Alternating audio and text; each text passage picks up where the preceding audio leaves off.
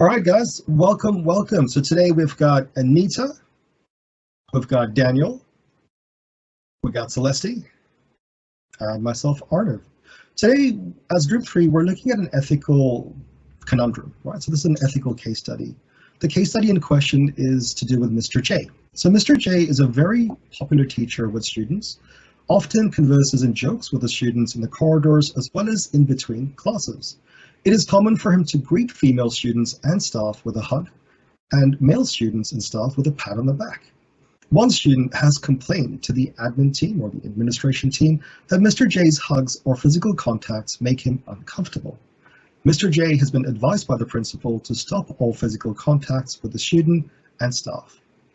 Mr. J has agreed that he will try, but he can't promise anything because that is the way he is, and he feels that he's not doing anything wrong. Based on this case study, as a team, we've identified a few issues. The first one, greeting female students and staff with a hug, whereas male students with a pat on the back. So it seems to be different ways of greeting different people, so almost discrimination to an extent, of course, as well as the physical contact stuff. Another issue that we have identified, well, a student has complained, which means it's no longer can this be an issue, it is an issue that we have to solve. The student has said that Mr. J's hugs or physical contacts make him feel uncomfortable. Another problem that we've identified, well, the principal's had a chat with Mr. J and mentioned that all physical contacts needs to stop with students and staff. And we're going to talk about this one a bit later. And the last one seems to be a behavioral issue in the sense Mr. J agrees that he'll try, but can't promise anything because that's the way he is and he feels he isn't doing anything wrong.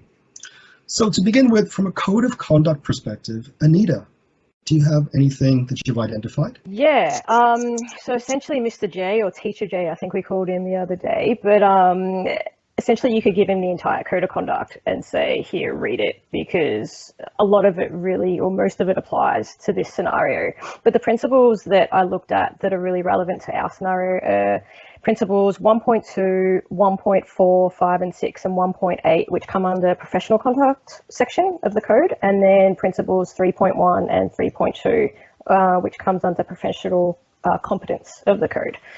So there's a lot there to unpack, but I'm just going to focus on 2 right now. And then when we get to our solutions discussion later, I'll touch on the other principles that I've highlighted. But essentially, I just want to pinpoint 1.4 right now. And principle 1.4 of the code says that teachers maintain objectivity in their relationships with learners in their professional role, and teachers do not behave as a friend or parent and guardian. And it really highlights that they make decisions in the learner's best interests. So for me, hugging is really an act of, you do that as a parent or guardian or friend, and he's not putting the learner's interest before his own. The learner has made the complaint, so really he should take that on board and acknowledge that, hang on, maybe I should reflect on my behavior and put this student's needs first before my own. The second principle is 1.5 I want to highlight now, which says that teachers are always professional in their relationship with their learners, that they exercise their responsibilities in ways that recognize there are limits or boundaries to their relationships with learners, and they should consider how their actions and decisions may be perceived by others. And one of the main points in this principle is that a teacher will violate their relationship if they touch a learner without a valid reason. Now, to me, greeting with a hug is not a valid reason to touch a student. The scenario mentions that Teacher J, Mr. J, is quite jovial. He jokes with students. He has conversations with them when he sees them in the corridor. Now, he can still do that and build that relationship with his students and build that rapport without the physical contact. So he needs to refrain from that. So they're the 2 that I wanted to highlight right now from the code. And as I said, we'll come back to the other ones when we discuss our solutions later. Spot on, spot on. What about from an ATSL teacher standards perspective, Daniel? Thanks for that there, Arnav. So obviously through the lens of the ATSL standards, especially in the scenario with Mr. J finds himself in, there's an overarching need for the educator to engage in professional development, as well as engage in improving his professional pedagogy as an educator. Through the creation of a supportive and safe learning space and ensuring that student safety is imperative, it helps to create a learning environment whereby not only positive and professional relationships are built between students and teachers, but also learning can occur as well organically. And to ensure this is ongoing, training for teaching and non-teaching staff at the college will certainly assist in bolstering that so students can feel comfortable and safe whilst they're at school. However, what I believe is that for this to occur, there needs to be a sense of professional engagement, which is highlighted through ATL Standard 6.2, with the onus being on Mr. J to engage in this professional development, not only to help students and stakeholders, but also strengthen the confidence within the local college community and help bolster the safety net for parents and carers that the school that they send their children to does comply with all legislative, administrative, and organisational requirements as per Standard 7 of the 8 SIL standards there.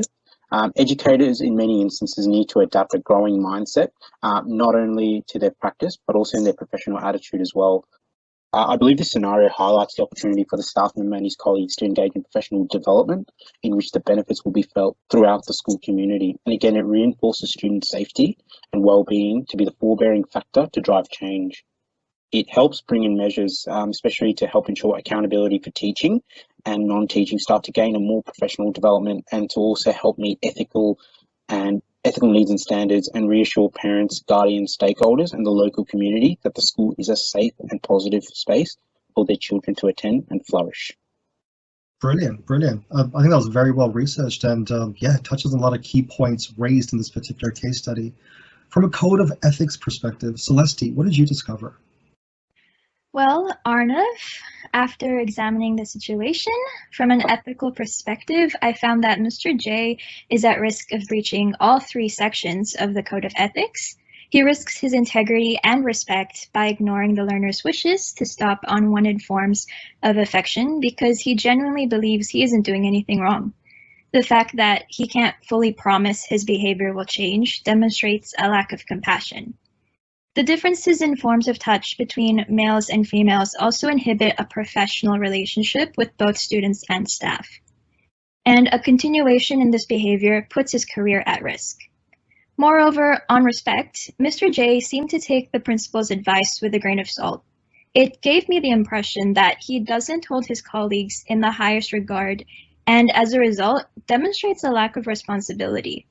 Cooperating with the principal to ensure the learner is no longer uncomfortable appears to be too much effort for Mr. J. And from a legal perspective, the principal is at risk if he fails to protect the student because the principal has the power and responsibility to remove or reduce the risk that is Mr. J. If the principal decides to do nothing beyond giving advice, the school has essentially demonstrated negligence. Once the principal became aware that Mr. J posed a risk in continuing inappropriate behavior, they must take all reasonable steps to reduce the risk. But it's also important to address that Mr. J is loved by many students and demonstrates positive relationships with them. So while protecting the child is a priority, we also need to consider how we can defend the teacher. Okay, points really well raised, and I think it's a very balanced perspective that you brought as well. So we have to jump into solutions here because let's be honest, there's some glaring problems. So what we're thinking to begin with, let's have an all-staff meeting where we can have discussions and demonstrations around getting all students and staff, as in how to greet all students, how to greet all staffs in a similar manner without physical contacts. From who to involve in this, all staff, so whether they're teaching staff or admin staff, and also let's do this as soon as possible. What do you guys think? Yeah, 100%. Yes. Absolutely. Brilliant, brilliant. Okay, so the next step, let's look at reconciliation. Let's arrange a sit-down session with the relevant stakeholders. So a student has complained, so let's get the student or the student's representatives, for example, the parents or guardians, especially if the student doesn't feel comfortable, to get together with the teacher involved, so Mr. J, as well as potentially the principal or the head teacher for that department, so the relevant stakeholders, and let's arrange this in week 2 so we can get our facts and gather everything so we're well prepared. What do you guys think about that? Yeah, it's a great timeline. The sooner the better. The sooner the better. Brilliant. So let's keep that momentum going, right? So we discussed code of conduct. Now, I think as everyone has mentioned, ensuring that all staff understand and sign the conduct would be really, really important because we don't want one teacher to feel as if they're being singled out. And we might need a bit of time to get our heads around this, make sure we've got everything down pat and written down properly. But also we have an urgency, so maybe week 2 for this as well. Is everyone happy with that? Yeah. Yeah. Brilliant, brilliant. The next step, a PD session for all staff. So maybe a 3-hour PD session. We can choose a particular day to do this, get all the staff in, go through all the various aspects we've talked about, greeting, meeting, interaction, discussion. We can talk about the code of conduct there as well. We can go over the principles again. Sometimes, teachers that have been around for a while, or even new teachers, just things start to slip away, right? The day-to-day becomes so important. So maybe this gives us the perfect opportunity to get everyone back on the same page. I'm thinking week 3, week 4, we could potentially do this. Is everyone happy with that? Yeah. Yeah. Seems fair. Beautiful, beautiful. All right, so there's 2 more steps to do here, right? So monitoring progress. Because as we all know, right, we put a plan into action, we make it happen. That's great, but we want to make sure this is working long term. So for monitoring progress, let's look at ensuring all decisions are being adhered to, or all discussions are being adhered to. We're thinking the student well-being team as well as the line managers can really help to maintain this aspect and monitor this aspect, and we can do this on an ongoing basis. Are you guys happy with that? Yeah, that sounds great. Yeah. Consistency is the key. Consistency is the key. And the last step, a follow-up face-to-face meeting with relevant stakeholders, in particular with Mr. J, as well as the line manager, and maybe even the participants of the reconciliation team, just to make sure that everyone's very happy with the outcomes. And if anything further needs to be done, we can build from there. Possibly do this towards the end of term, so enough time has elapsed to ensure that the strategies that we've put into place, as in the solutions, have worked. Is everyone happy with that? Yeah, it's really important to circle back, I think, to all participants in that first meeting. So definitely sounds good. And it's a good time frame too. It's quick at the start, but it allows him to really build on those skills in a longer term. Yeah. It also allows an opportunity for anyone to tie up any loose ends. So just to ensure that the book is closed on the situation, so all parties can move on after what's happened. Yeah. Brilliant, brilliant. Couldn't agree more. So Anita, Daniel, Celeste, thank you very much. I think we've come to a good conclusion. Well Thank done. you. Thank Thanks for you. having us. Cheers.